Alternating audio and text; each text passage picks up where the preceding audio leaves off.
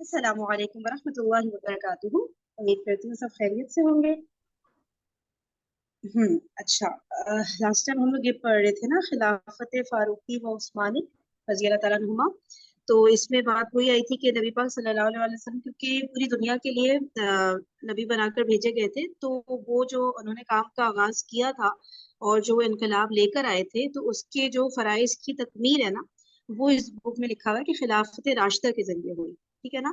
और जो भी उन्होंने काम का आगाज किया था, ग़ज़वा मौता और फिर सफ़र तबूक के मराहिल दरपेश आए, जैश उसामा की तैयारी, तो ये सारे काम फिर जो कंटिन्यू हुए हजरत अबू बकर रजी अल्लाह तआला अन्हु के दौर में। सही है। और उसके बाद जो इस्लामी फतूहात का जो सैलाब शुरू हुआ था, तो वो पूरा पीक पर नजर आता है ना हजरत उमर रजी अल्लाह तआला अन्हु के दौर में और हजरत उस्मान रजी अल्लाह तआला अन्हु के दौर में। तो हजरत उमर की तो खिलाफत का जो पूरा दौर है, उसमें मुसलसल फतूहात होती चली गई। और हजरत उस्मान रजी अल्लाह तआला अन्हु की जो 12 साल खिलाफत थी, उसके फर्स्ट 10 ईयर्स वो बिल्कुल इसमें लिखा हुआ है कि जैसे हजरत उमर रजी अल्लाह तआला अन्हु का दौर खिलाफत था ना, वैसे ही थे कि हर चीज बिल्कुल पीक पर थी। बस आखिरी 2 साल थे हजरत उस्मान रजी अल्लाह तआला अन्हु के दौर के, कि जिसमें कुछ शरपसंद लोग थे जिन्होंने बहुत ज्यादा फितना फसाद और माहौल वगैरह खराब किया, तो जिसकी वजह से काफी ज्यादा प्रॉब्लम्स क्रिएट हो गई थी। ठीक है, वो आखिरी 2 साल ही थे, वरना फर्स्ट 10 ईयर्स बिल्कुल उसी तरह से गुजरे थे जैसे हजरत उमर रजी अल्लाह तआला अन्हु का दौर खिलाफत था ना। अच्छा, फिर उसके बाद हमने क्या पढ़ा था कि और फिर ये बताया गया था कि जो फतूहात थी, जैसे दुनियावी फतूहात होती है ना, दुनियावी जो जंगें लड़ी जाती हैं, ठीक है, तो वो वाला मकसद नहीं होता था इनका, इन फतूहात का। और ये जो दुनिया पर जो भी डिफरेंट मुल्कों पर अटैक हो रहे होते थे, जो जिहाद कर रहे होते थे सहाबा, तो मकसद ये नहीं होता था दुनिया हासिल करना और दुनिया के एक बड़े खित्ते पे जो है मतलब अपनी बादशाहत कायम करें, अपनी मर्जी चलाएं, और जो होता है ना दुनियावी अगराज जो होती हैं, तो उस वजह से नहीं लड़ते थे वो। अल्लाह ताला की जो दीन है, दीन इस्लाम है, उसका जो है कलमा बुलंद करने के लिए करते थे। अब इसमें वही वाली बात है कि इसमें तो ब्रीफ ब्रीफ दिया हुआ है ना, लेकिन ये भी एक बड़ा इंटरेस्टिंग टॉपिक है कि बंदा ये समझे कि जिहाद जो किया जाता है वो क्यों किया जाता है, क्या माइंडसेट होना चाहिए उसके पीछे। और सिर्फ ये थोड़ी कि लाशें गिराना और कत्लो गारत करना ये मकसद नहीं होता ना, जो अक्सर लोगों को एक मिसपरसेप्शन होता है, जो मुझे भी बचपन में होता था कि लड़ाई क्यों करते हैं, लड़ाई क्यों होती थी, जंग क्यों होती थी, मतलब एक नेगेटिव सी चीज लगती है ना। उसका पॉजिटिव एस्पेक्ट जब पढ़ेंगे समझेंगे, तो फिर डेप्थ में जाना पड़ता है, टाइम लगाना पड़ता है ना, फिर वो कॉन्सेप्ट सही से समझ आ जाए आता है। तो मुझे अभी भी लगता है कि मुझे उस तरह से जिहाद का कॉन्सेप्ट 100% जैसे कहते हैं ना क्लैरिटी के साथ समझ आना, वो स्टिल मुझे अभी बहुत पढ़ने की जरूरत है, तो समझ आए कि वाकई में जो जिहाद होता है इसके कितने ज्यादा बेनिफिट्स होते हैं। और दूर दूर से जो ऊपर ऊपर से तबसरा कर देते हैं, वो जाहिर है वो तो फिर बदनामी करेंगे मुसलमानों को, तो वे तो लड़ाइयाँ करते हैं, कत्लो गारत करते हैं और इस तरह का ना, नाउजुबिल्लाह, ऐसी तो बात नहीं है ना। तो इसमें फिर जो मिसाल दी थी वो हजरत साद बिन अबी वकास रजी अल्लाह तआला अन्हु की दी थी, कि जो फातेह ईरान थे। सही। और ईरानियों की जानिब से सवाल आया था उनकी तरफ कि आप हम पर क्यों चढ़ाए हैं, ये जंग किस लिए हो रही है ना, हमारे और आपके बीच तो कोई तनाज़ा नहीं है। तो हजरत साद ने जो जवाब दिया था ना, वो ये था कि हम भेजे गए हैं, यानी अम, हम भेजे गए हैं यानी मैं आया नहीं, लाया गया हूँ। हम खुद नहीं आए, हम एक मिशन पर हैं। और वो मिशन क्या है कि हम नौ इंसानी को जहालत से निकाल कर ईमान की रोशनी में लाएं, और बादशाहों के जुल्म सितम के पंजे से निजात दिलाकर इस्लाम की अदल से रोशनास करें। चुनांचे ये वही बात है कि असल मकसद शहादत हक था। ठीक है, ये जितने भी जहाद वगैरह होते थे, तो इसका जो असल मकसद था वो शहादत हक था, हक की गवाही देना। शहादत के एक माना अल्लाह की राह में गर्दन कटवा देने के भी है, और इस तरह गोया कि ये हर मुजाहिद फी सबीलिल्लाह का एक इनफरादी नस्बुलैन है। ये वो तमन्ना है कि जो हम देखते हैं कि खुद नबी पाक सल्लल्लाहु अलैहि वसल्लम की जुबान पर भी आई थी, लेकिन क्योंकि ये अल्लाह ताला का कानून है कि रसूल जो है वो कत्ल नहीं किए जाते, तो वो मगलूब ही नहीं होते ना, उनके ऊपर कोई गालिब नहीं आ सकता, तो फिर वो कत्ल कैसे किया जाएगा ना। तो ये वाली तमन्ना नबी पाक की पूरी नहीं हुई थी, लेकिन वो चाहते थे कि उनको भी ना शहादत नसीब हो इस तरह से ना अच्छा। और ये बात और क्या बात हो रही थी। हाँ, फिर यही था कि और जो मगलूब नहीं हो सकता, जाहिर है कि वो मकतूल कैसे हो सकता है, चूंकि कत्ल मगलूबियत की अलामत है। लिहाजा ये ख्वाहिश नबी पाक सल्लल्लाहु अलैहि वसल्लम की पूरी नहीं हुई। लेकिन लफ्ज शहीद के एक दूसरे मायने भी हैं, जिसकी रूह से हर रसूल शहीद है, और उस शहीद के माना है गवाह। इसी बात को अच्छा, फिर वो तो आगे हमने डिटेल्स पढ़ ली थी ना, ठीक है। تو اس لحاظ سے تو ہر رسول شہید ہے، صحیح کیا نا، گواہی دینے کے سینس میں جو آتا ہے نا شہادت کا میننگ. اچھا، اور پھر تھا کہ یہ شہادت علی الناس کا فریضہ دنیا میں حق کی گواہی دینا اپنے قول سے اور اپنے عمل سے ہے. ٹھیک ہے نا، جو ہم لوگ کلمہ پڑھتے ہیں سمجھتے نہیں، عمل نہیں کر رہے ہوتے، تو اس کی بہت ڈیپ میننگ ہے کہ اپنے قول سے اور اپنے عمل سے بھی ہمیں گواہی دینی ہے، صرف زبان سے گواہی دے دینا کافی نہیں ہوتا نا. اچھا، اور ہم نے کیا پڑھا تھا اس کے اندر؟ اچھا، اور پھر خلافت راشدہ کا وہی بتایا گیا تھا کہ جو نظام عدل، نظام دین حق، انصاف اور وہ سارا جو ایک معاشرہ سیٹ کر کے گئے تھے نبی پاک صلی اللہ علیہ وسلم، اور وہ بیسیکلی انقلاب لائے تھے. اور میوٹ کر لیجیے گا پلیز. ٹھیک ہے، تو وہ انقلاب لے کر آئے تھے نبی پاک صلی اللہ علیہ وسلم، اور اکارڈنگ ٹو دس بک کہ ان کا انقلاب کا جو عمل تھا نا وہ جاری تھا جب وہ اس دنیا سے رخصت ہو گئے تھے. ٹھیک ہے، تو وہ جاری تھا، اور پھر جو اس کی جو تکمیل جسے کہیں گے نا، اس انقلاب کی تکمیل، فنیشنگ ٹچز، وہ جو ہے وہ خلافت راشدہ میں پھر نظر آتے ہیں. صحیح ہے نا. اور اس نظام کی برکات ظاہر ہوئی بالخصوص دور فاروقی اور دور عثمانی میں. اور پھر وہ والی ساری ایگزامپلز آئی تھی کہ جو فریڈم آف اسپیچ اور وہ ساری چیزیں جو ہم نے حضرت عمر رضی اللہ تعالیٰ عنہ کے دور میں دیکھی تھی کہ ایک خاتون کی تنقید پر حضرت عمر رضی اللہ تعالیٰ عنہ اپنا ایک آرڈیننس واپس لے لیتے ہیں. اچھا، اور اس کے علاوہ بھی کچھ تھی نا کہ حضرت سلمان فارسی رضی اللہ تعالیٰ عنہ نے پورا ایک مجمع وہاں پہ جمع ہوا تھا، وہاں پہ انہوں نے ان کے اوپر حضرت عمر رضی اللہ تعالیٰ عنہ کو کہا تھا نا کہ جو مالی غنیمت ہے اس سے جس کو مطلب کہ سب کو جتنا حصہ ملا انڈیویجولی، تو اس ایک حصے پر اتنا تو نہیں ہو سکتا تھا کہ اس ایک حصے میں جو چادر ملنی تھی تو اس میں آپ کا کرتا تو نہیں بن سکتا تھا، اسپیشلی اتنے ٹال تھے حضرت عمر رضی اللہ تعالیٰ عنہ. تو پھر یہ کیسے ہو گیا کہ آپ نے کرتا بنا لیا نا اس سے؟ تو اس پہ حضرت عمر رضی اللہ تعالیٰ عنہ نے جو ہے اپنے بیٹے کو کہا تھا حضرت عبداللہ کو کہ وہ وضاحت دے. تو پھر پتہ چلا تھا کہ حضرت عبداللہ نے اپنے حصے کا کپڑا بھی حضرت عمر رضی اللہ تعالیٰ عنہ کو دے دیا تھا. تو اس طرح ان کا پورا کرتا جو ہے تیار ہو گیا تھا. ٹھیک ہے نا. تو اس طرح سے لوگ مطلب کہ بتایا گیا کہ کھلم کھلا جو ان کو لگتا تھا وہ کہہ دیتے تھے، مطلب خلیفہ وقت کے آگے. اور خلیفہ وقت بھی کون؟ حضرت عمر رضی اللہ تعالیٰ عنہ، ان کے سامنے بول دیتے تھے اور وہ اس بات کو سمجھتے تھے اور وہ پھر اس کا جواب بھی دیتے تھے. یہ نہیں کہ برا مان گئے یا اگلے کو چپ کرا دیا. ٹھیک ہے نا. تو ایک یہ مثال تھی. ایک اور مثال وہ والی تھی نا کہ جو اونٹ پر سرکاری سفر کے لیے جا رہے تھے نا حضرت عمر رضی اللہ تعالیٰ عنہ، تو بیت المقدس کا سفر کر رہے تھے. ٹھیک ہے نا، اس طرف. تو پھر جو ان کے ساتھ ایک خادم تھا ان کا، اور وہ پھر راستہ اتنا لمبا تھا کہ کبھی وہ اونٹ پہ بیٹھتے تو خادم آگے چل رہا ہوتا نکیل تھامے، تب پھر جب کچھ ٹائم گزر جاتا پھر وہ خادم کو بٹھاتے کہ بھئی وہ تھک گیا ہوگا اس کے خیال میں، اور خود اونٹ کی نکیل لے کر آگے چل رہے ہوتے. صحیح ہے نا. یہ ساری باتیں ہم نے پڑھی تھی. اور ہاں بس ادھر ہی تک پڑھا تھا، اس کے بعد پھر وہ ٹائم اینڈ ہو گیا تھا. ٹھیک ہے، تو آگے ریڈ کرتے ہیں.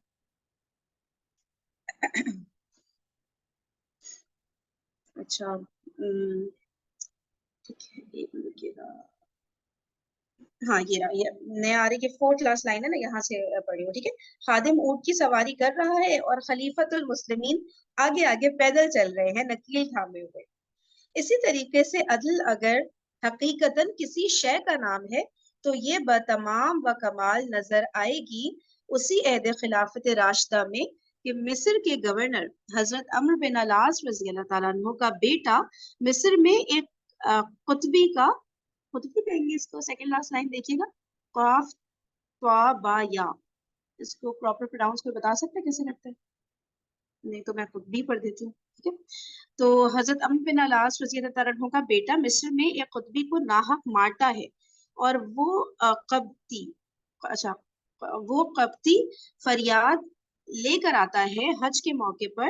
تو حضرت عمر رضی اللہ تعالیٰ عنہ اس قبطی سے گورنر کے بیٹے پر قصاص میں کوڑے لگواتے ہیں اور فرماتے ہیں کہ ذرا ایک دو ضربے اس کے والد کو بھی لگاؤ، اس لیے کہ در حقیقت اس نے اپنے باپ کی گورنری کے زوم میں تم پر یہ ظلم کیا تھا. اور وہ شخص پکار اٹھتا ہے کہ نہیں، مجھے میرا بدلہ مل گیا ہے. حضرت علی رضی اللہ تعالیٰ عنہ اپنی خلافت کے زمانے میں اچھا کیا لکھا ہوا ہے، اچھا قبطی بولتے ہیں اس کو، صحیح، فرعونی قوم کے ڈسینڈنٹس اچھا مصر میں. ٹھیک ہے، جزاک اللہ سعدیہ. اچھا بھائی، تو حضرت علی رضی اللہ تعالیٰ عنہ اپنی خلافت کے زمانے میں قاضی کی عدالت میں پیش ہوتے ہیں.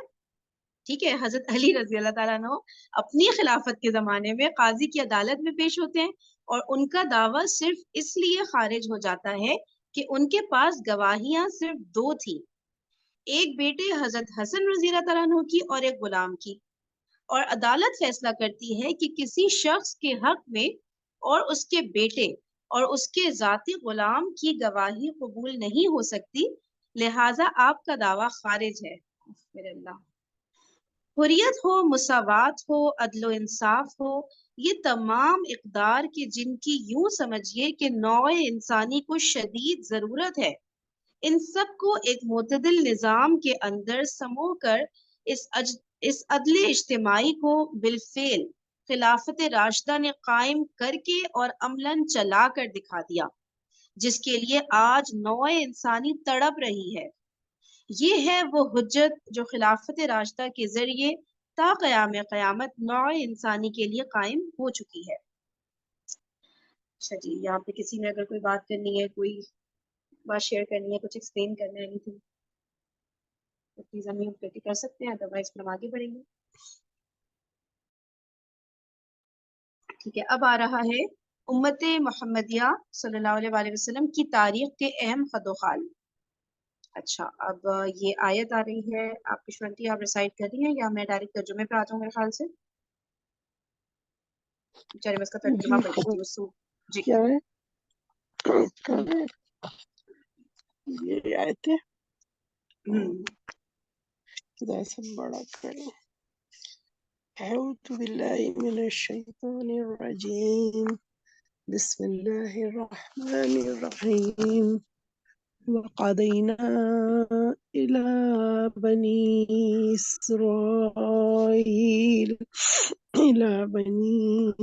اسرائیل فی الکتاب لنفسدن فی الارض مرتین ولا تعلن ابھی نزلے صحیح سنا رہی ہے تو علوا۔ میں کوئی بات نہیں، آپ کے نزلہ ہو رہا ہے میرے ہاتھ سے، آپ نہیں پڑھ پا رہی اگر تو کوئی بات نہیں، میں پڑھ دوں گی۔ آواز بھی آپ کی ہلکی آ رہی ہے، پتہ نہیں کیوں۔ اچھا میں ذرا سا بیٹھ جاؤں، میں لیٹی ہوئی تھی۔ اچھا اچھا، نہیں نہیں، اٹس اوکے، ارے آپ رہنے، کوئی بات نہیں، میں پڑھ دوں گی، کوئی بھی اور پڑھ دے گا۔ آپ کی کھانسی بھی ہو رہی ہے، کوئی چلو بات نہیں، کوئی بات نہیں، وہ مشکل ہو رہی ہوگی نا۔ جی جی، کوئی اور ریڈ کرنا چاہے گا تو کرتے، نہیں تو میں کر لوں گی۔ چلے میں کر دیتی ہوں، صحیح ہے، صحیح ہے۔ شانٹی کہتی ہیں چلو بھئی میں عربی پڑھ پڑھنا دیتی ہوں، ضروری چلو ہے۔ صحیح ہوگا۔ فرین ٹھیک ہے، میں پڑھ لوں گی۔ اعوذ باللہ من اوکے الشیطان۔ اوکے اوکے، چلے۔ وقضینا الی بنی اسرائیل فی الکتاب لنفسدن فی الارض مرتین ولتعلن شانٹی علوا تفصیل، کبیرا۔ آ رہی ہے کہ نہیں؟ جی جی آ رہی ہے۔ وہ لنف سے گننا ہو گیا تھا نا، وہ اصل میں اس میں بہت چھوٹا لکھا ہے نا، اس لیے اس کو بس میں کریکٹ کری تھی، لطف سے گننا ہے یہ اصل میں۔ لتفسدن، اوکے، لتفسدن فی الارض مرتین ولتعلن علوا کبیرا۔ فإذا جاء وعد أولاهما بعثنا عليكم عبادا لنا أولي بأس شديد فجاسوا خلال الديار وكان وعدا مفعولا ثم رددنا لكم الكرة عليهم وأمددناكم بأموال وبنين وجعلناكم أكثر نفيرا إن أحسنتم لأنفسكم وإن أسأتم فلها فإذا جاء وعد الآخرة ليسوءوا وجوهكم وليدخلوا المسجد كما دخلوه أول مرة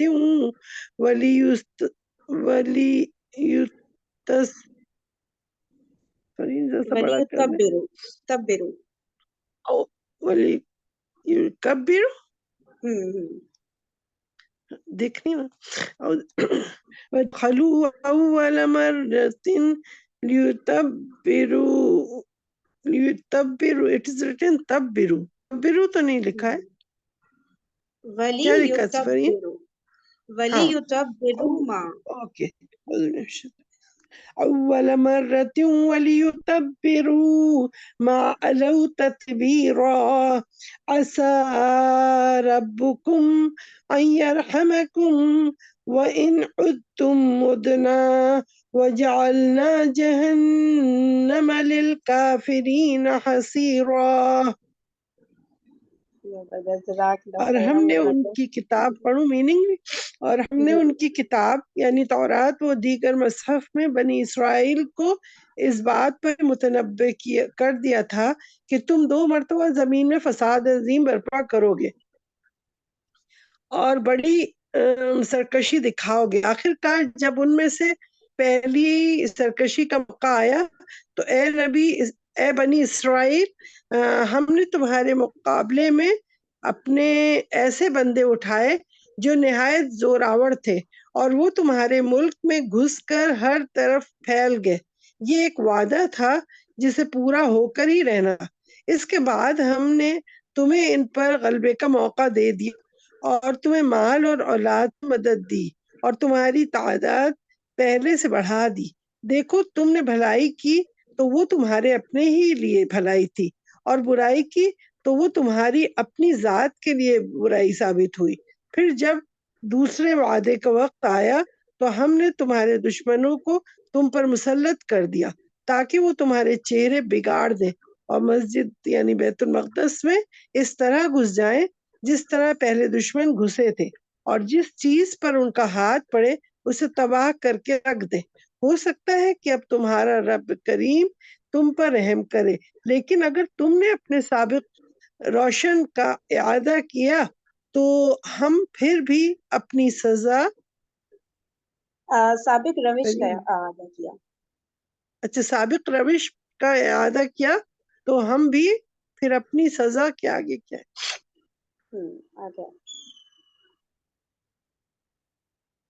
کا اعادہ کریں گے اور کفران نعمت کرنے والے لوگوں کے لیے ہم نے جہنم کو قید خانہ بنا رکھا ہے. وقال رسول اللہ لَيَأْتِيَنَّ عَلَى أُمَّتِي مَا أَتَى عَلَى بَنِي إِسْرَائِيلَ حَذْوَ النَّعْلِ بِالنَّعْلِ. قرآن حکیم کے بالکل وسط میں سورہ بنی اسرائیل واقع ہے. اس کے پہلے رکوع میں بنی اسرائیل کی تاریخ کے 4 ادوار کا ذکر ہے اور اللہ تعالیٰ نے اپنے اس فیصلے کا جس کا اعلان ان کی کتاب یعنی تورات اور دیگر صحف میں کر دیا تھا، اظہار فرمایا ہے کہ ان پر اپنی تاریخ کے دوران 2 مرتبہ عذاب الہی کے کوڑے برسے ہیں. پھر جو حدیث بھی ابھی میں نے آپ کو سنائی ہے اس کا ترجمہ یہ ہے کہ حضور صلی اللہ علیہ وسلم ارشاد فرماتے ہیں میری امت پر بھی وہ تمام احوال وارد ہو کر رہیں گے جو بنی اسرائیل پر ہوئے تھے، بالکل ایسے ہی کہ جیسے ایک جوتا دوسرے جوتے کے مشابہ ہوتا ہے. سبحان اللہ. بڑھیا. چلے تھینک یو. اچھا اب یہ جو واقعہ پورا سب آیا ہے نا بھائی میں نے تو کبھی ایسا پڑھا نہیں، ٹھیک ہے، آپ کو پتا ہے میرا تو بہت ہی لمیٹڈ علم ہے، تو اب اس کی آئی گیس تفسیر میں بھی جا سکتے ہیں. تفسیر ہم اسٹارٹ کر رہے ہیں تو بھی اس کی جو آگے ایکسپلینیشن آ رہی ہے نا ڈاکٹر صاحب کی، اس میں تھوڑا سا ہمیں ہنٹ ملے. اس کو آگے ریڈ کرتی ہوں، صحیح ہے؟ ادروائز تھوڑا اس کو سمجھنے کی مطلب اتنا لمبا چوڑا آیا ہے تو تھوڑا تو ہمیں آئیڈیا ہونا چاہیے، صحیح ہے؟ تو میں وہ دیکھ لوں گی پھر. ابھی اس کو آگے پڑھتے ہیں، صحیح. یا اگر کسی کو پتہ ہے یا کوئی ایکسپلین کرنا چاہ رہے ہیں اینی تھنگ تو please it's a combined study session. اچھا چلیں اس کی روشنی میں اگر ہم دیکھیں تو امت مسلمہ کی 1400 سالہ تاریخ بھی 4 ادوار میں منقسم نظر آتی ہے. ٹھیک ہے، ہماری 1400 سالہ تاریخ ہے جو کہ 4 دور میں جس کو تقسیم کیا گیا. ٹھیک ہے، کس طرح؟ جیسے 4 ادوار بنی اسرائیل کی تاریخ میں نظر آتے ہیں.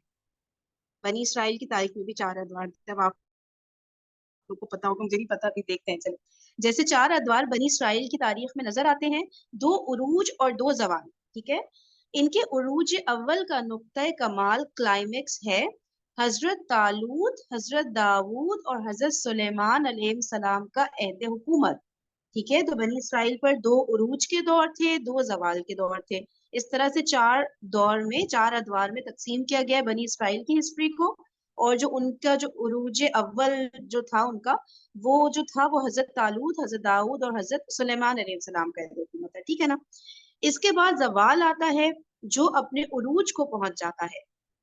अच्छा, मतलब जवाल भी अपनी पीक को पहुंच जाते हैं। अच्छा, सवाल आता है कब? 587 ईस्वी कबल मसीह में बख्त नस्र, जिसे बनु कद नदर भी कहा गया है, कि हमले के वक्त जबकि बैतुल मकदस तबाह और बर्बाद होकर रह जाता है, हैकल सुलेमानी मिस्मार कर दिया जाता है, लाखों यहूदी कत्ल होते हैं, 6 लाख यहूदियों को वो असीर बनाकर बेबीलोनिया ले जाता है। इसके बाद फिर उनके उरूज का एक दौर आता है जिसका सबसे बड़ा मजहर सल्तनत मकावा का ज़ुहूर है। फिर वो अपने दूसरे जवाल से दो चार, अच्छा ठीक है, फिर उसके बाद ये पूरा ये जो बता रहे हैं लाखों यहूदी कत्ल हो जाते हैं, ये पूरा जवाल का एक दौर था, ठीक है। तो पहले उरूज का दौर हजरत दाऊद, हजरत सुलेमान, हजरत तालूत का बता दिया, फिर जवाल का ये दौर बता दिया, बैतुल मक़दस को जो बर्बाद कर दिया, हैकल सुलेमानी मिस्मार कर दिया, ठीक है। अच्छा, नबूकत नजर, ओके ओके ओके, जज़ाकल्लाह। अच्छा ठीक है, फिर उसके बाद बैतुल मक़दस को तबाह बर्बाद कर दिया, ये जवाल का दौर आया। फिर बता रहे इसके बाद फिर उनके उरूज का एक दौर आया, ठीक है, जिसका सबसे बड़ा मजहर सल्तनत मकावा का ज़हूर है।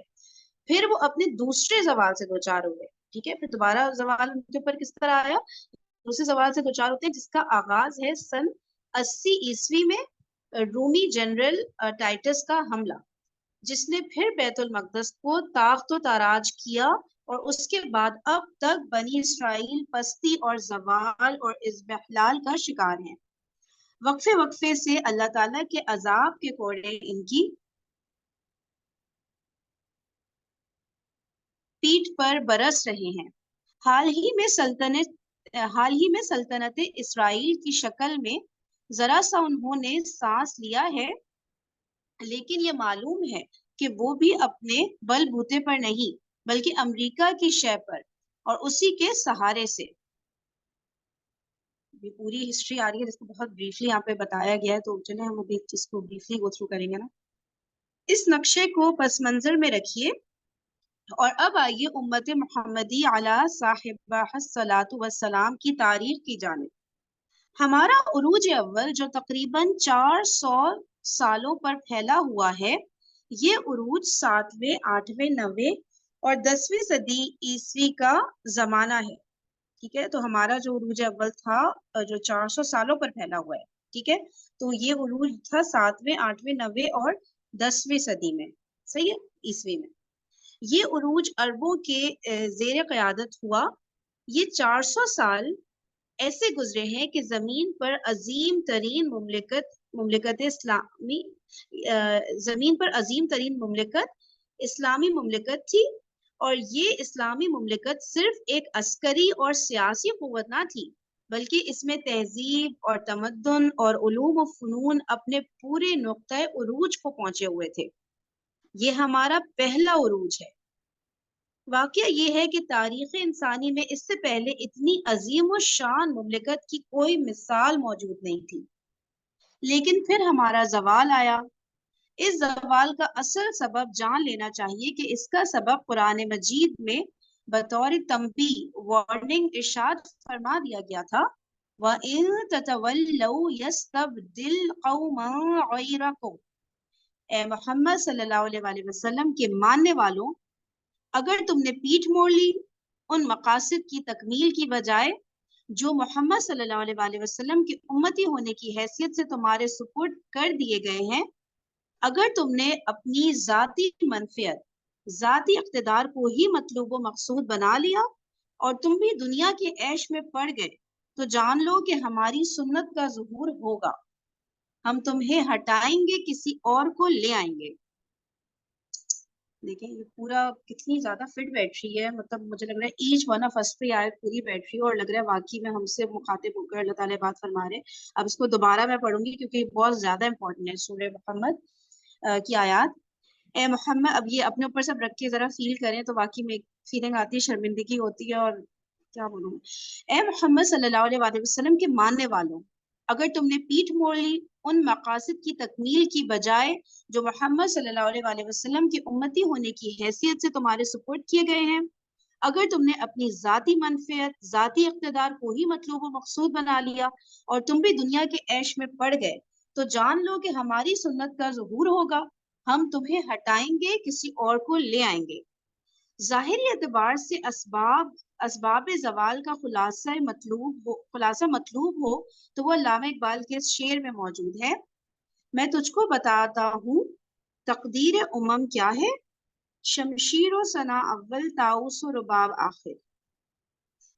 چنانچہ جب ہمارا حال بھی طاؤس و رباب آخر کی تصویر بن گیا تو ہم زوال سے دوچار ہوئے، عذاب الہی کے کوڑے ہماری پیٹھ پر برسے، پہلے صلیبیوں کی شکل میں اور پھر فتنہ تاتار کی صورت میں۔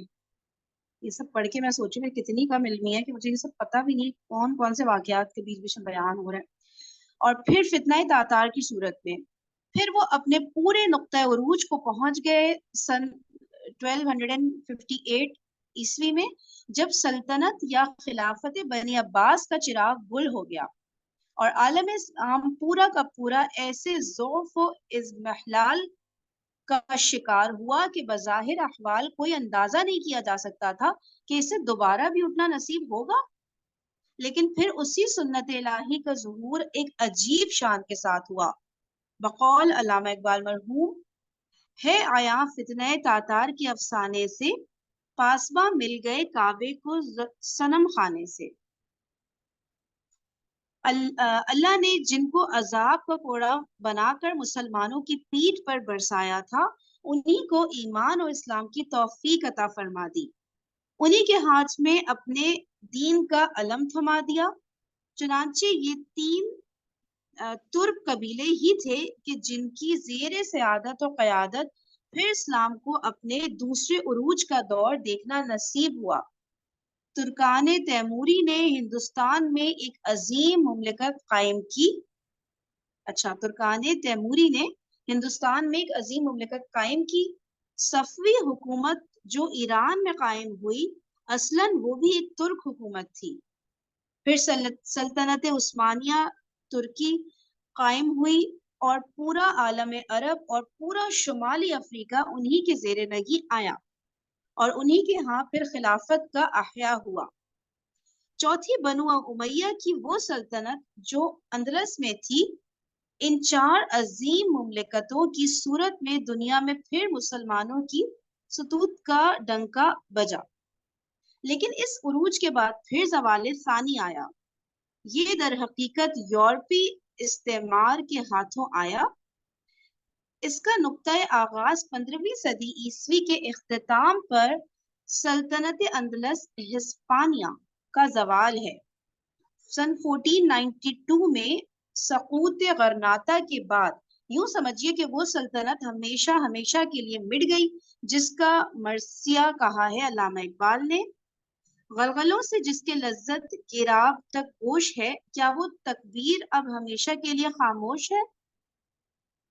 اس کے بعد سن 1548 میں واسکو ڈی گاما نے وہ راستہ تلاش کر لیا جس سے مغربی استعمار کا سیلاب عالم اسلام کے دائیں بازو مشرق بعید فار ایسٹ پر حملہ آور ہوا۔ ملایا اور انڈونیشیا کی مملکتیں اور اس کے بعد ہندوستان کی عظیم سلطنت مغربی استعمار کا نوالا بن گئی۔ ہماری بڑی بڑی سلطنتیں اور مملکتیں کچے گھروندوں کے مانند مغربی استعمار کے سیلاب میں بہتی چلی گئیں۔ یہ عمل اپنے نقطۂ عروج کو پہنچا اس 20ویں صدی عیسوی کے آغاز میں، جبکہ پہلی جنگ عظیم کے بعد دنیا کا یہ نقشہ سامنے آیا کہ سلطنت عثمانیہ ختم ہو گئی، ترکی کے نام سے ایک چھوٹا سا ملک باقی رہ گیا، پورا عالم عرب مغلوب ہو گیا، اس کے حصے بکھرے کر لیے گئے۔ اس کی خبر دی تھی نبی اکرم صلی اللہ علیہ وسلم نے، یوشک ان تداعی علیکم الامم، मुसलमानों, अंदेशा है कि तुम पर एक वक्त ऐसा आएगा कि अक़वाम आलम तुम पर एक दूसरे को ऐसे दावत देंगी जैसे दावत तआम का एहतमाम करने वाला दस्तरख्वान चुने जाने के बाद मेहमानों को बुलाया करता है कि आइए अब खाना तनावुल फरमाइए। इस तरह तुम अक़वाम आलम के लिए लुक़्मा तर हो जाओगे। सहाबा ने बड़े ताज्जुब के साथ सवाल किया, अमिन क़िल्लतिन नहनु यौमइज़िन या रसूलल्लाहि, हुजूर क्या ये इसलिए होगा कि हमारी तादाद बहुत कम हो जाएगी? हुजूर सल्लल्लाहु अलैहि वसल्लम ने फरमाया, नहीं, बल तुम यौमइज़िन कसीर, यानी नाम के मुसलमान तो बहुत होंगे, तुम्हारी तादाद तो बहुत होगी, तुम्हारी हैसियत सैलाब के ऊपर झाग के मानंद होकर रह जाएगी। इस पर फिर सवाल किया गया कि ऐसा क्यों होगा? तो आप सल्लल्लाहु अलैहि वसल्लम ने फरमाया कि तुम्हारे अंदर एक बीमारी पैदा हो जाएगी जिसका नाम वहन है। फिर सवाल हुआ तो आप सल्लल्लाहु अलैहि वसल्लम ने जवाबन इरशाद फरमाया, मल वहनु या रसूलुल्लाही दुनिया व किराहियतिल मौत, दुनिया की मोहब्बत और मौत का खौफ और मौत से कराहत। ये नक्शा जो हमें इस हदीस नबी सल्लल्लाहु अलैहि वसल्लम में नजर आता है, इस मौजूदा सदी के बिल्कुल आगाज में आलम इस्लाम में बचश्मे सर देखा गया है। वो वक्त था जब एक दिले दर्दमंद की ये सदा सुनने में आई थी। मौलाना हाली ने मुसद्दस की पेशानी पर जो शेर लिखे हैं वो इसी सूरत हाल की अक्कासी करते हैं। पस्ती का कोई हद से गुजर ना देखे, इस्लाम का गिर कर ना उभर ना देखे, माने ना कभी के मुद है हर जुजुर के बाद, दरिया को हमारे जो उतर ना देखे। और खात्मे पर जो मनाजात है वह हुजूर सल्लल्लाहु अलैहि वसल्लम सरवरे दो आलम, उसका आगाज इन अशार से हुआ, ए खासा खासाने रसुल वक्त दुआ है, उम्मत पे तेरी आके अजब वक्त पड़ा है। वो दीन जो बड़ी शान से निकला था वतन से, परदेस में आज गरीबुल गुरबा है। ये था नक्शा इस सदी के आगाज में। अलबत्ता ये बात नोट कर लेने की है, अच्छा इस सदी यानी पिछले सदी की बात हो रही है ना, ये लेट 19 पता नहीं क्या था वो 1980 में मेरे ख्याल से रिकॉर्ड करवाया था ये ना, कुछ ऐसा याद आ रहा है एग्जैक्टली मुझे ना। तो उस सदी यानी 20वीं जिसे कहेंगे ना हम, उस सदी के आगाज में। तो ये था नक्शा इस सदी के आगाज में। अलबत्ता ये बात नोट कर लेने की है कि इसके बाद निस सदी बीत चुकी है, बल्कि इससे भी जायद। इसके दौरान एक दो हरा एक दोहरा अमल, ओके सॉरी, इसके दौरान एक दोहरा अमल हमारे सामने आया है। एक तरफ हमारे इन्हितात और जवाल और इज़्मिहलाल के साए और गहरे होते चले गए। बैतुल मक़दस दूसरी मर्तबा हमारे हाथ से छिना और आज 14वां बरस जा रहा है कि वो एक मग़ज़ूब अलैहिम कौम के कब्जे में है। सकूत ढाका और अरब इसराइल जंगों में जो अरबों की शिकस्तें हुई, ये अज़ाब इलाही के कोड़े हैं जो हमारी पीठ पर बरस रहे हैं। लेकिन दूसरी तरफ एक अहया व तजदीद की तहरीक, अपवर्ड मूवमेंट भी शुरू हो चुकी है। ओके, पहले बता रहे हैं कि ये अज़ाब इलाही के कोड़े हैं जो हमारी पीठ पर बरस रहे हैं, लेकिन दूसरी तरफ एक अहया व तजदीद की तहरीक, अपवर्ड मूवमेंट भी शुरू हो चुकी है। एक अहयाई अमल का आगाज भी हो चुका है। इसके पहले मरहले हमारे फर्स्ट फेज से बहम्दुल्लाह और बफज़लिही ताला और बिफज़लिही ताला उम्मत मुस्लिमा किसी हद तक गुजर भी चुकी है। चुनांचे पूरे आलम इस्लाम से मगरबी इस्तेमार का तकरीबन खात्मा हो चुका है।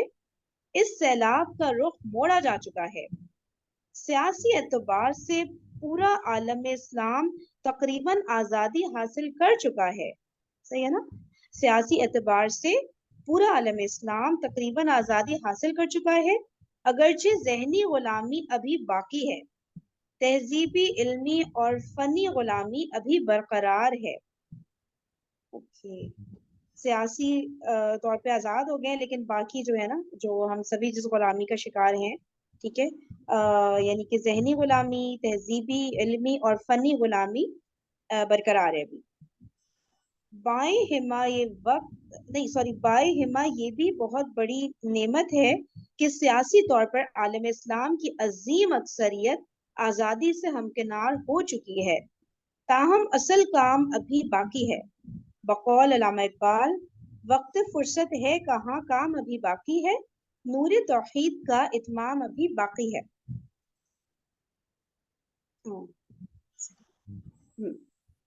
وہ کام جو محمد رسول اللہ صلی اللہ علیہ وآلہ وسلم امت کے حوالے فرما کر گئے تھے، اس کو میں چینج کرتی ہوں، میرے اور آپ کے حوالے، ٹھیک ہے. وہ کام جو محمد رسول اللہ صلی اللہ علیہ وآلہ وسلم میرے اور جو 9 پارٹیسپینٹس اس وقت آن لائن ہیں ان کے حوالے اور پوری امت کے حوالے کر کے گئے تھے، وہ امانت جو آپ صلی اللہ علیہ وآلہ وسلم کی ہمارے پاس ہے. جسٹ امیجن، نبی پاک صلی اللہ علیہ وسلم کی امانت جو ہمارے پاس ہے، وہ فرض منصبی جو بحیثیت امت ہمارے کاندھوں پر ہے، وہ فرض جب محمد رسول اللہ صلی اللہ علیہ وآلہ وسلم کے کاندھے پر آیا تھا تو وحی آسمانی نے پیشگی طور پر فرما دیا تھا کہ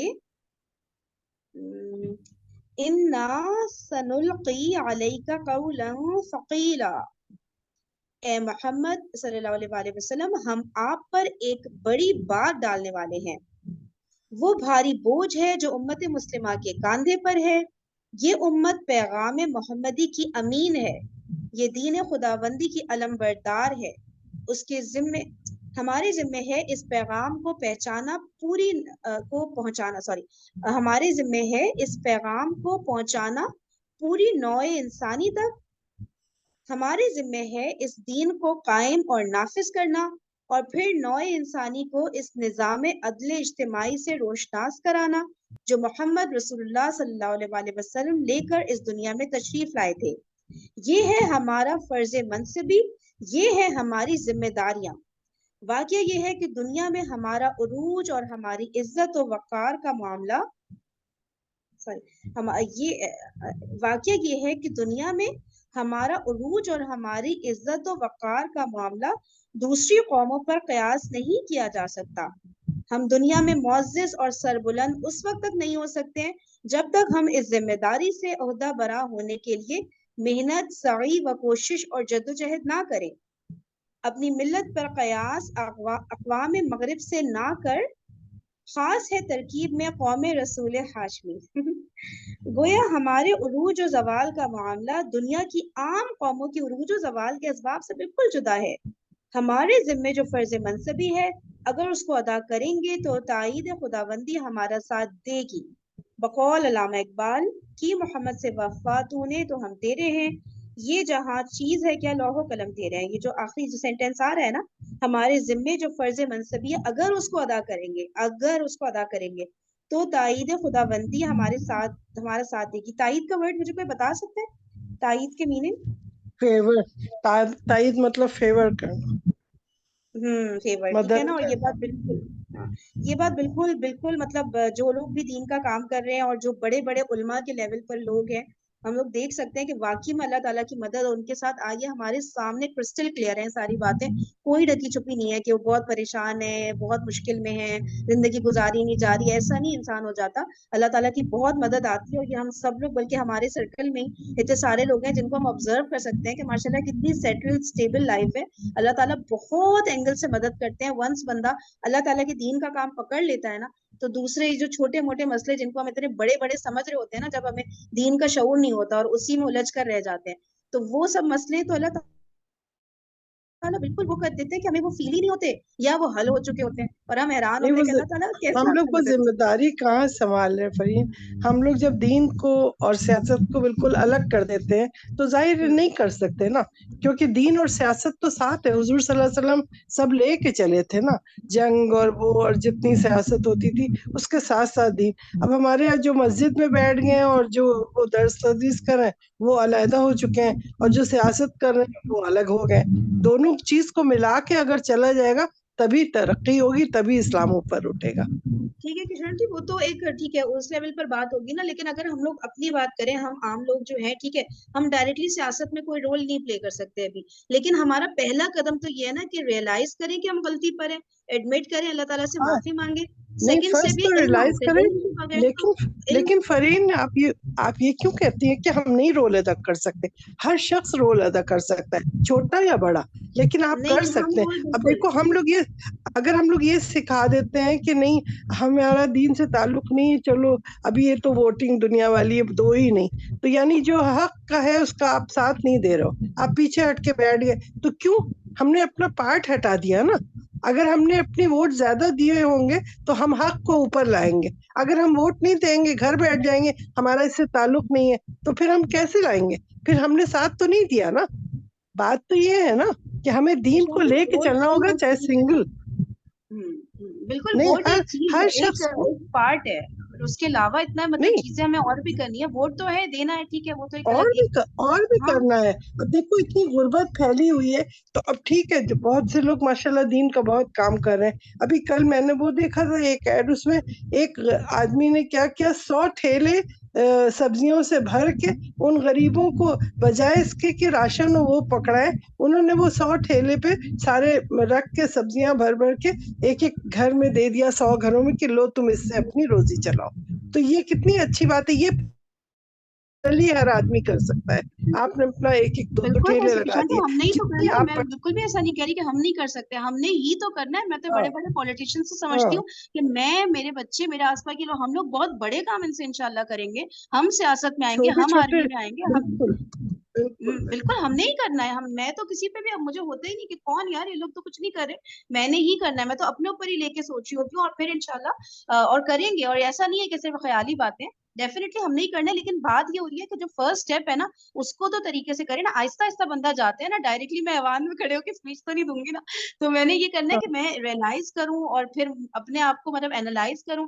मैं फिर इल्म के बगैर तो कुछ हो ही नहीं सकता ना, फिर तो बस तुक्केबाजियां चल रही होती है ना। ये अभी सब जो खड़े उन्होंने हुए हैं, कहा इल्म ना इनको कि पता हम है। आजाद हो गए हैं। उन्होंने कहा अभी इसमें ना कि तमाम मुस्लिम ममालिक इनके पंजे से आजाद हो गए।